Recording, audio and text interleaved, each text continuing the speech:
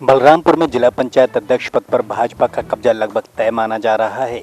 नामांकन प्रक्रिया समाप्त होने तक केवल एक ही नामांकन दर्ज हुआ, जिसमें भाजपा की आरती तिवारी निर्विरोध मानी जा रही हैं।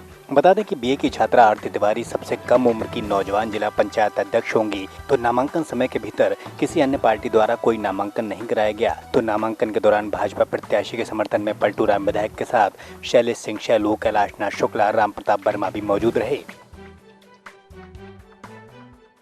के लिए धन्यवाद। और मैं जीती तो जिले का विकास करूंगी। नीचे दो नीचे। जय श्री राम। इससे पहले आप क्या कर रही थी? इससे पहले हम पढ़ाई कर रहे थे। अच्छा, आप स्टूडेंट थी। आपकी नई पारी की शुरुआत हुई है राजनीति में। क्या अच्छा करना चाहेंगे जिले के लिए? जिले के सड़क, स्वास्थ्य, शिक्षा हमारी पहली प्राथमिकता होगी। जिला पंचायत बलरामपुर में आरती जी का प्रत्याशी बनाया जाना, इसके लिए हम प्रदेश नेतृत्व को और अपने केंद्रीय नेतृत्व को बधाई देना चाहते हैं कि एक नौजवान, जो हमें लगता है कि उत्तर प्रदेश में सबसे ज़्यादा नौजवान जिला पंचायत अध्यक्ष होगा अगर ये जीतती हैं तो। मैं पुनः पूरे प्रदेश को, अपने भारतीय जनता पार्टी परिवार को, नेतृत्व को, सबको बधाई देना चाहता हूँ कि जिले के विकास में एक अहम भूमिका जिला पंचायत की होती है। और भारतीय जनता पार्टी पूरा परिवार, आज यहाँ पे चारों विधायक भारतीय जनता पार्टी के हैं। जो जिले का विकास हो रहा है उसमें जिला पंचायत के स्तर पे जो भी काम होगा अच्छा होगा, और जिला पंचायत के द्वारा पूरे जिले का विकास होगा हर तरह से। जैसे हमारे प्रत्याशी ने बताया भी कि हम लोग स्वास्थ्य, शिक्षा, सड़क, इस पे ध्यान देंगे, और भी जो चीज़ें हैं उस पे जिले के विकास में एक महत्वपूर्ण भूमिका जिला पंचायत द्वारा निभाया जाएगा। इसमें हम लोगों को भी एक बल मिलेगा कि जो हम लोगों से अधूरे काम हैं वो जिला पंचायत के द्वारा पूरे होंगे।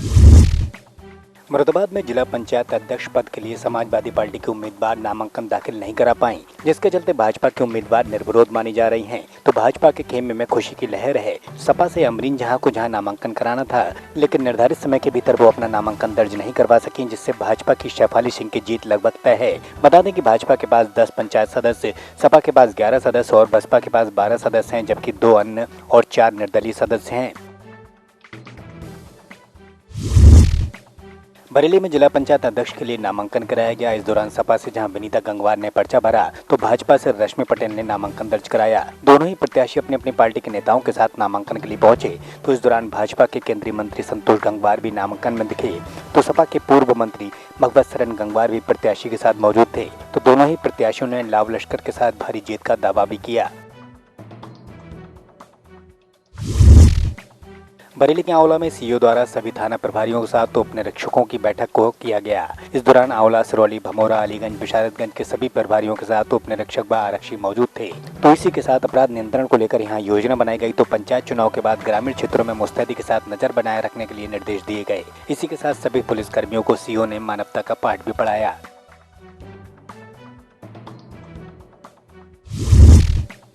बरेली के आंवला में रामनगला गांव में दबंग कोटेदार की शिकायतों को लेकर एसडीएम ने ग्रामीणों की शिकायतों को सुना, तो साथ ही कोटेदार पर कार्रवाई का आश्वासन भी दिया। इस दौरान ग्रामीणों ने कोटेदार पर गंभीर आरोप लगाए, तो समय पर राशन न देने के साथ घटतोली की बात को कहा। इस दौरान एसडीएम ने सरकार की योजनाओं की जानकारी भी ग्रामीणों को दी, तो समस्याओं के समाधान के लिए प्रशासन को तत्पर बताया। बरेली के आंवला में एसडीएम ने अवैध रूप से संचालित हो रहे अवैध अल्ट्रासाउंड सेंटरों के साथ कई अस्पतालों पर छापेमार कार्रवाई को अंजाम दिया है, जिसके चलते अब एक बार फिर बिशारतगंज के ग्रामीण धर्मदास की शिकायत के आधार पर एसडीएम ने निजी अस्पताल में औचक निरीक्षण किया। तो अस्पताल प्रबंधन यहाँ रजिस्ट्रेशन संबंधित कोई कागजात नहीं दिखा सका, जिस पर एसडीएम ने अस्पताल को सील करने का आदेश दिया। तो इस दौरान स्वास्थ्य विभाग की टीम भी यहाँ मौजूद रही। बलरामपुर में राजमार्ग 730 बौद्ध परिपथ पर भीषण सड़क हादसे में एक महिला, 2 लड़कियों सहित 6 लोग हादसे का शिकार हो गए। हादसे में एक बाइक सवार भी गंभीर रूप से घायल हो गया, जिसको उपचार के लिए अस्पताल में भर्ती कराया। तो बता दें कि कार सवार परिवार देवी पाटन दर्शन के लिए जा रहा था, तो सामने बाइक आने से कार अनियंत्रित होकर खाई में जा गिरी। तो खाई में गहरा पानी होने के चलते कार सवार लोगों का दम घुट गया और हादसा घटित हो गया। संभल में गंगा एक्सप्रेस वे के लिए जमीन खरीद का काम लगभग पूरा हो चुका है, तो प्रशासन ने इसके लिए व्यापक योजना भी बनाई थी। तो बता दें कि संभल और चंदौसी का काफी क्षेत्र गंगा एक्सप्रेस वे से निकलेगा, जिससे लोगों को रोजगार मिलेगा और यहाँ क्षेत्र में खासा लाभ होगा। प्रशासन द्वारा जमीन खरीद के कार्य को लगभग 80% पूरा कर लिया गया है, तो बाकी बचा हुआ 20% भी जल्द पूरा करने की उम्मीद जताई जा रही है। जनपद में गंगा एक्सप्रेस वे तहसील संभल और तहसील चंदौसी से होकर जा रहा है और दोनों ही तहसीलों में भूमि क्रय किए जाने की कार्रवाई की जा रही है। 80% से अधिक भूमि दोनों ही तहसीलों में क्रय कर ली गई है। जिलाधिकारी महोदय द्वारा आज इसी संबंध में एक बैठक यहाँ पर की गई है और साथ ही सभी गाँव उनके द्वारा सभी गाँवों की समीक्षा की गई है। एक लेखपालवार समीक्षा की गई है कि किसके पास कितनी भूमि क्रय की जाने के लिए अवशेष है और भूमि जो क्रय अभी नहीं की जा पा रही उसमें क्या बाधाएं हैं। और उसमें देखा गया है कि काफ़ी भूमि विवाद जो है विभिन्न न्यायालयों में चल रहे हैं और चूंकि हमारे जनपद में 80% से अधिक की भूमि क्रय कर ली गई है, इसलिए सामाजिक समाधान निर्धारण हेतु जो है हम लोग प्रक्रिया शुरू कर रहे हैं और उसका जो है भूमि का अधिग्रहण नियमानुसार कर दिया जाएगा तथा जो पैसा होगा वो जो राज्य सरकार द्वारा निर्दिष्ट खाता होगा उसमें जमा कर दिया जाएगा।